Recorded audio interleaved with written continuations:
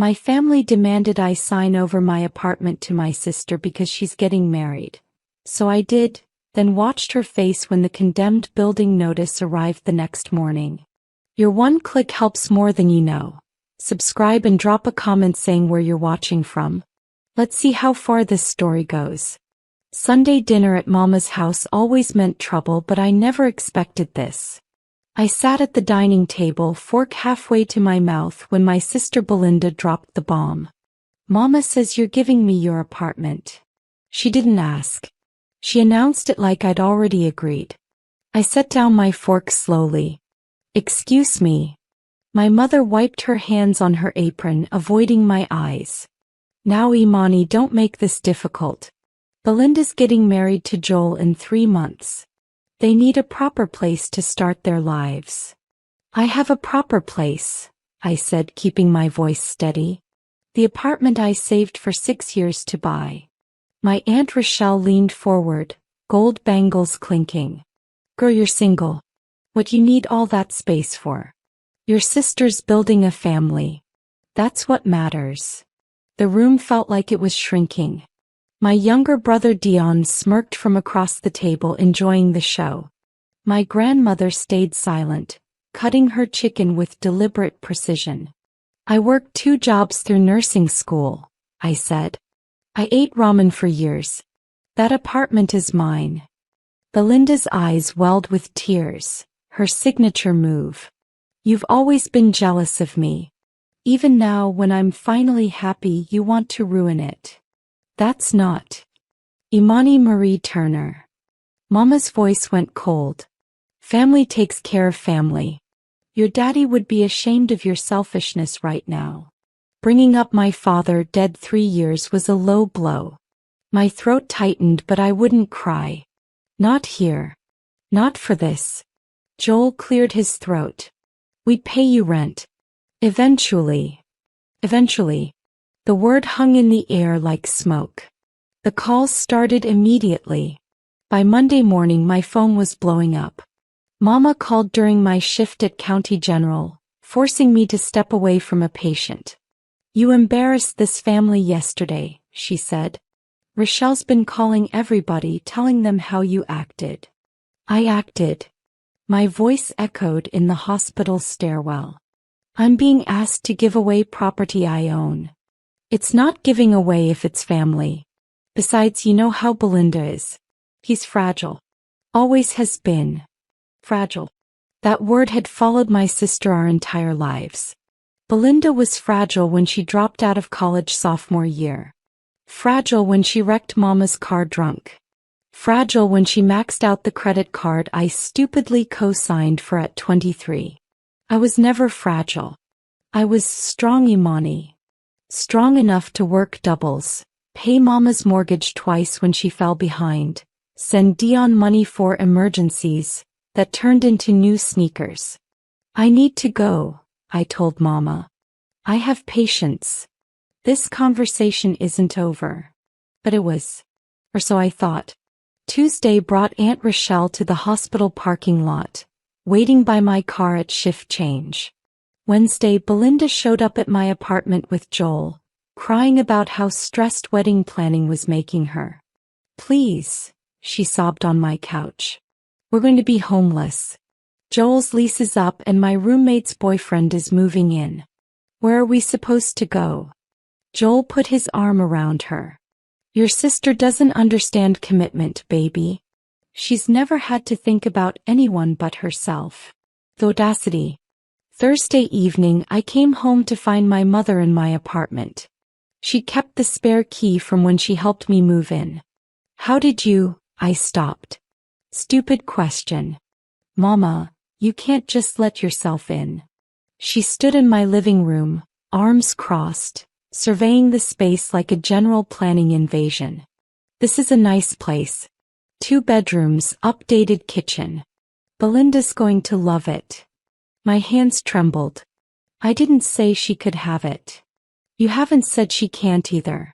Baby, be reasonable. You're 32 years old, single, no children. Belinda's 27, getting married, ready to start her family. She needs stability. So she can have mine? Don't be dramatic. Mama walked to the window looking out at the city lights. Your daddy and I sacrificed everything for you kids. Now it's your turn to sacrifice a little. A little. My voice cracked. This apartment is my entire life's work. Then get another one. You have a good job. Belinda's been struggling. Because she won't keep a job, I said. Because she quit every position when it gets hard. Mama spun around. She has anxiety. It's a medical condition. I was a nurse. I knew about anxiety. I also knew about enabling and manipulation and the difference between support and surrender. I'm not giving her my apartment. Fine. Mama grabbed her purse. Then don't come to the wedding. Don't come to Sunday dinners. Don't call yourself part of this family. The door slammed. I stood alone in the apartment I'd fought for, wondering if I'd just lost everything else. Friday morning I called my friend Eloise who worked in real estate. Girl, your mama is wild, she said over coffee. You can't just give someone property. There's paperwork, taxes, legal implications. What kind of implications? Eloise pulled out her tablet. If you gift property to a sibling, there's gift tax. Plus, if there's a mortgage, the bank has to approve the transfer. Do you still owe? 20,000. Small balance, but yeah. Then the bank would need to approve Belinda for the loan or she'd need to refinance. Does she have good credit? I laughed bitterly. She destroyed mine with that credit card. I'm still rebuilding. Then there's no way this happens legally. Eloise paused. Wait. What's the property address? I told her. She typed, frowned, typed more, and her eyes went wide. Imani. When did you buy this place? 4 years ago. Why? Who was the developer? Pinnacle Properties? I got it during pre-construction. Great deal. Eloise turned her tablet around. My stomach dropped. The news article headline read, Pinnacle Properties under investigation for construction fraud. They've been cutting corners for years, Eloise said. Using substandard materials, falsifying inspection reports. Buildings are failing structural assessments all over the city. My hands went cold. What does that mean? It means, she said slowly, you need to get your building inspected. Like yesterday. I spent the weekend in denial, then panic, then action. Monday I paid for a private structural engineer. His face told me everything before his words did. Miss Turner, this building shouldn't have passed inspection. The foundation has significant issues. How bad? I asked the engineer. He showed me photos on his camera. Cracks in the foundation, water damage in the substructure, rust on support beams. The city's been investigating Pinnacle. They'll be condemning buildings soon. Maybe weeks, maybe days. My mind raced. If it gets condemned, what happens?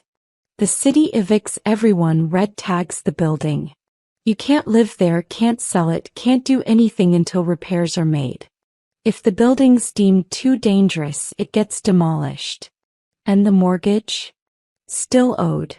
You'd be paying for property you can't use. I sat in my car outside the engineer's office for an hour, processing. My beautiful apartment, my sanctuary, my proof that I'd made something of myself. It was all about to crumble. Literally. Then my phone buzzed. Mama, family meeting tonight. Time to stop being selfish. Something shifted in my chest. Not quite anger, not quite relief. Something colder, sharper. An idea formed. At the meeting, my entire family surrounded the dining table. Belinda and Joel sat together, her hand on his knee. Dion sprawled in his chair. Aunt Rochelle presided like a judge. We've been patient, Mama began. But this ends tonight. Belinda needs that apartment. You're right, I said. The room went silent. Belinda's eyes lit up. Really? Really? I've been selfish. I should think about family first. The words tasted like ash, but I smiled. I'll sign over the apartment. Mama exhaled. Thank the Lord. This is the daughter I raised. There's just paperwork, I continued. Legal transfer, bank approval. Might take a few weeks. Joel frowned. How long? Month tops. These things take time. The lawyer looked at me like I was insane. Let me understand, he said. You want to transfer property you know is about to be condemned to your sister? I want to execute a legal transfer of deed, I corrected. What happens after isn't my concern. Miss Turner, this is ethically questionable. Is it illegal? He paused. No. If the property hasn't been officially condemned yet, the transfer is legal. But morally. My sister wants this apartment. My family insists I give it to her. I'm simply honoring their wishes. I met his eyes. Can you do the paperwork or not? He sighed. It'll take 2 weeks. The bank needs to approve her for the loan assumption, or she'll need to pay off your mortgage. Perfect. Belinda wouldn't qualify for a loan, which meant Mama would have to come up with $20,000. Sure enough, 3 days later Mama called. The bank wants $20,000 to transfer the deed free and clear. That's what I still owe. Imani, we don't have that kind of money just lying around. Then maybe this isn't meant to be, I suggested gently. Silence. Then, Rochelle's going to loan us the money. From her retirement. My stomach twisted. Aunt Rochelle, for all her meddling, didn't deserve to lose her savings. But I stayed silent. They'd made their choice. Fine, I said. Tell her to wire it to the mortgage company. The next week felt surreal. I watched my family celebrate like they'd won the lottery. Belinda posted on social media about her new home, tagging me with heart emojis and best sister ever. Joel started making plans for renovations. Mama praised me at church. I packed my things slowly, methodically. Each box felt like evidence. The transfer completed on a Tuesday. Belinda and Joel showed up with a U-Haul, Dion and 3 of Joel's friends. They moved my furniture out like looters, barely acknowledging me. This couch is trash, Joel said. We're getting new stuff. The couch I'd saved 3 months to buy. I bit my tongue. Belinda floated through rooms, measuring windows for curtains. I'm thinking a soft pink for the bedroom. Joel wants navy, but this is my space too. Your space. After a week of ownership, it was already solely hers in her mind. Mama arrived with cleaning supplies. Let's make it perfect for them. I watched my family erase me from the apartment. My paint colors would be covered. My careful decorating dismantled. 4 years of my life packed into boxes and moved to a storage unit. Where are you going to live? Dion asked, not sounding particularly concerned. I found a rental, I lied. Truth was, I'd moved my essentials to Eloise's place, staying in her guest room. You should have just done this from the start, he said. Would have saved everyone drama. I wanted to scream. Dad, I smiled. You're right. I should have. By evening they were done. Belinda hugged me at the door. My door, now hers. Thank you so much. You don't know what this means. I think I do, I said. Joel shook my hand, already acting like the man of the house. We'll take good care of it. I left my keys on the counter and walked out. Mama didn't even walk me to my car. At Eloise's, I opened a bottle of wine. You okay? She asked. Ask me tomorrow. Wednesday morning, Belinda posted 17 photos to Instagram. The apartment at golden hour, her and Joel kissing by the window, a flat lay of paint samples and fabric swatches. The caption read, New home, new life, new beginning. Blessed beyond measure. Hashtag married life, hashtag family first, hashtag grateful. Comments poured in. Friends congratulating her. Distant relatives praising the apartment. One of her bridesmaids wrote, "Your sister is amazing for doing this." I stared at my phone wondering if I was a monster. Then Eloise burst into the guest room. "Girl, turn on the news." The morning broadcast showed a reporter standing in front of a familiar building. My building. Former building. Breaking news this morning as the city's Department of Buildings has issued emergency condemnation orders for 15 properties across the metropolitan area. These buildings, all constructed by Pinnacle Properties between 2018 and 2021, have been deemed structurally unsafe following a 6-month investigation. The reporter gestured behind her. Residents were given notice this morning and have 30 days to vacate. The buildings will be demolished if the developer cannot make repairs within 90 days. Legal experts say affected homeowners may have grounds to sue, but the process could take years. My phone started ringing. Mama. I let it go to voicemail. Then Belinda. Voicemail. Joel. Voicemail. Aunt Rochelle. Voicemail. 10 calls in 3 minutes. I turned off my phone and poured coffee with steady hands. "How are you this calm?" Eloise asked. Because I knew it was coming. I sipped my coffee. I just didn't know it would be this fast. "What are you going to do?" "Nothing. Absolutely nothing." She stared at me. "Imani. They wanted the apartment. I gave them the apartment. What happens now is their problem." "Girl." "What?" "You're ice cold." "I love it." By noon I couldn't avoid them anymore. I turned on my phone to 47 missed calls and 63 text messages. "Mama, call me now." "Belinda, how could you do this to me?" "Joel, you knew." "You knew." "Aunt Rochelle, my retirement money." "My retirement." "Dion, this is messed up even for you." I called Mama back. She answered before the first ring finished. "You destroyed your sister's life." No greeting, just accusation. I gave her exactly what she wanted. "You gave her a condemned building. The city's kicking them out. There's a lawsuit, Imani. She could lose everything." "She wanted the apartment. I have the paperwork. She demanded I transfer it, remember? You all demanded. You knew it was bad. I knew Pinnacle was under investigation. I didn't know when the condemnation would happen." "Technically true. Did you want me to keep a faulty building?"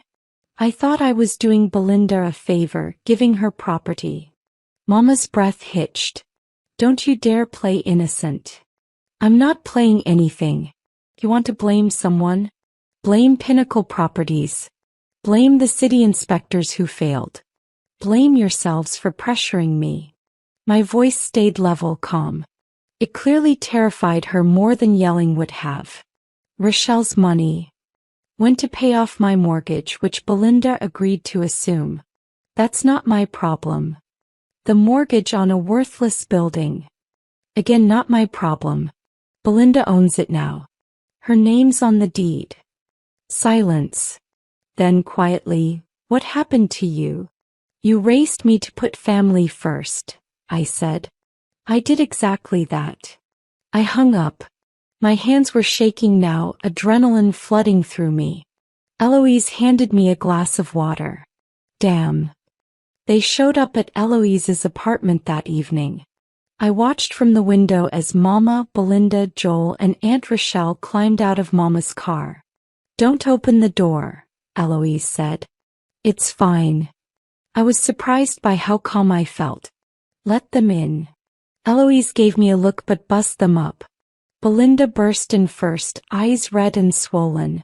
"You ruined my life. I gave you what you wanted. A condemned building." He was screaming now.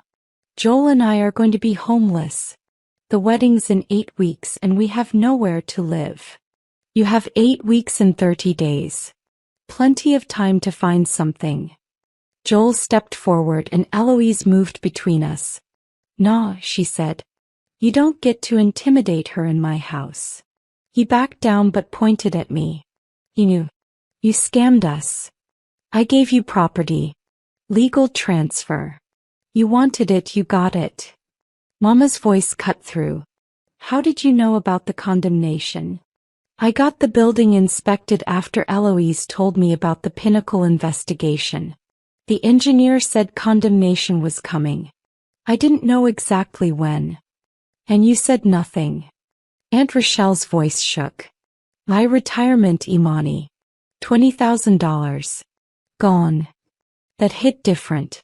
Rochelle was annoying, but she'd worked hard her whole life. "You wanted to give it to Belinda," I said quietly. "You made that choice. Based on lies. Based on pressure. You all pressured me for weeks. I caved. This is the result." Belinda collapsed onto Eloise's couch.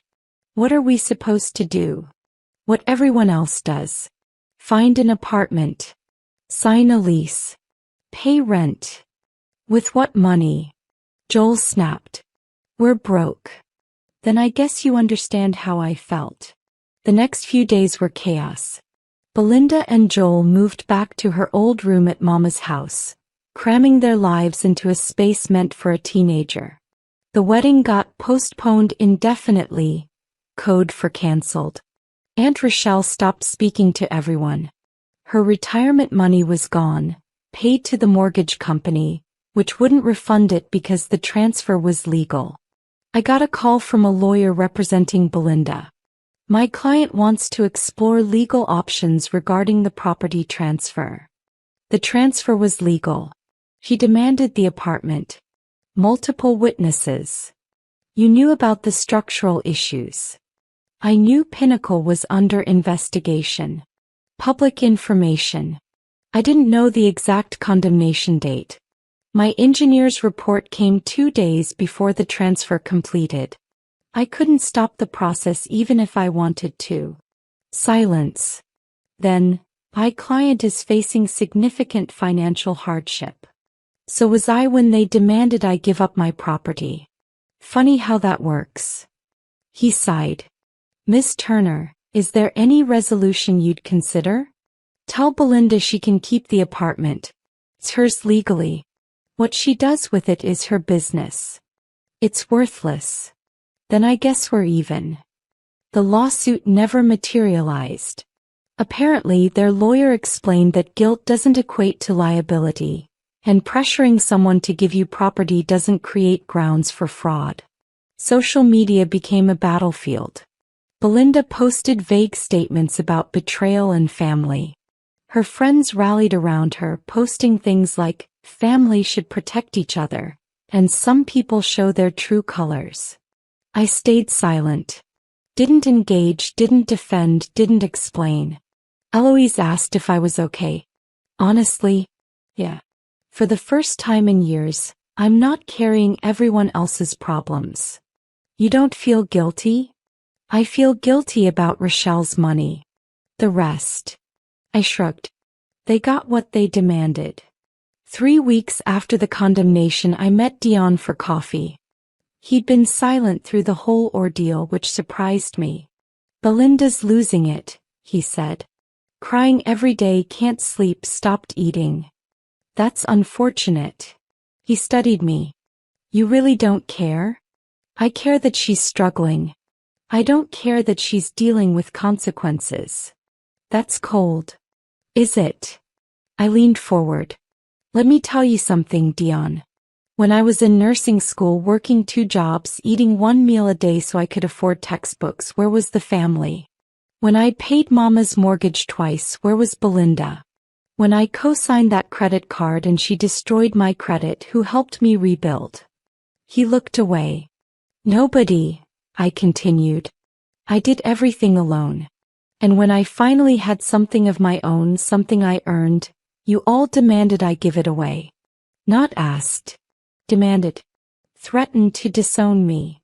We didn't think." "Exactly. He didn't think."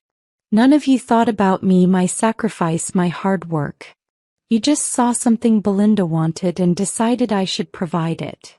The building was condemned, Imani. The building was mine. Faulty or not, it was mine. I bought it, I paid for it, I took the risk. And when it went bad, I decided who else would share that risk. That's revenge. That's justice. Dion was quiet for a long time. Joel left her. I looked up. What? 2 days ago.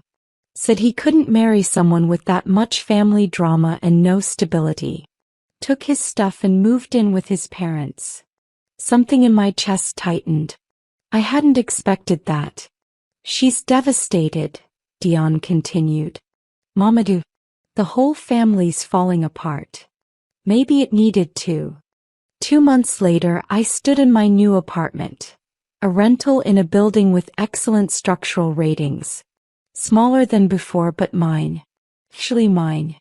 Eloise helped me unpack. You hear from your family? Mama texts sometimes.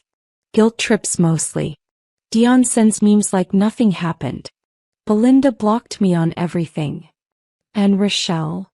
She's suing Pinnacle Properties with a class action group. Might get some money back in a few years. That's something. I hung a picture. Me at nursing school graduation beaming alone. Yeah. My phone buzzed. Mama, Belinda's in therapy. Doctor says she's depressed. This is your fault. I didn't respond. Instead, I called my own therapist, the one I'd started seeing after the condemnation. How are you feeling? Dr. Williams asked. Lighter. Guilty sometimes, but lighter. Guilt is natural. But remember, you didn't create this situation. You simply stopped protecting everyone from consequences. They hate me. Perhaps. But do you respect yourself? I thought about that. The old Imani would have absorbed the blame, apologized, maybe even tried to help fix things. The new Imani knew better. Yeah, I said. I actually do. After therapy, I met Eloise for dinner. We laughed about work, made plans for a vacation, talked about nothing important. My phone buzzed again. Dion, Sunday dinner this week. Mama wants you there. Me, I'm busy. Dion, come on. It's been 2 months. Me, I'm busy every Sunday from now on. I turned off my phone and ordered dessert. To new beginnings, Eloise raised her glass. To boundaries, I countered. We clinked glasses, and for the first time in my adult life, I didn't feel guilty about choosing myself. The apartment was gone. My family was fractured. $20,000 had vanished into a condemned building. But I was free. And that was worth everything.